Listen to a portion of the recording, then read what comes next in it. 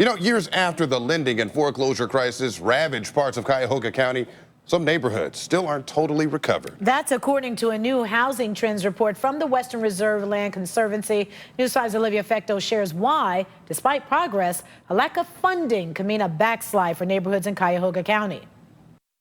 The Cuyahoga County Land Bank has used demolitions as a tool to get rid of some of the most blighted properties in neighborhoods like Slavic Village, leaving vacant lots like this one. But funding for demolitions is expected to run out next year.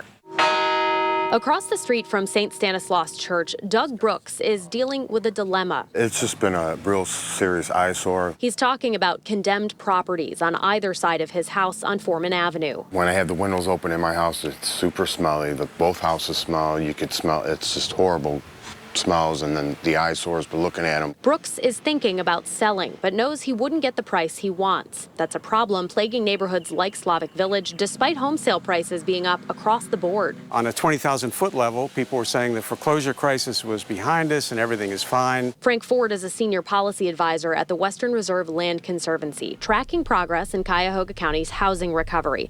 On Cleveland's east side and eastern suburbs, recovery hasn't kept up with other areas. Even though we have this momentum, the danger is that we could slide back if we aren't able to find additional money to keep this progress going.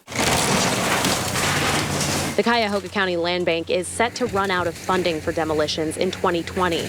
That money comes from the county, the city of Cleveland, and the federal government. These vacancies are no longer can be restored. They're ones that needed a bulldozer instead of renovation. Ward 12 City Councilman and Land Bank Chairman Tony Brancatelli says demolishing distressed properties is a critical tool to keeping property values high. So we have moved the needle, we have made progress, but that progress is going to come to a halt in 2020 when we stop having those options that we had, and demolition won't be as reliable as it was previously. Doug Brooks is still hoping for change near his home, whether that's demolition, renovation, or simply new construction. If I had this house listed in Old Brooklyn or in Paramore, it's a $150,000 house easily because of what we have here. Thank God I have the church and school saving me.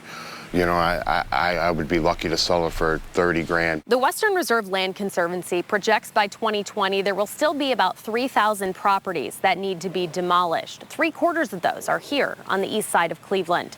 In Slavic Village, Olivia Fecto, News 5.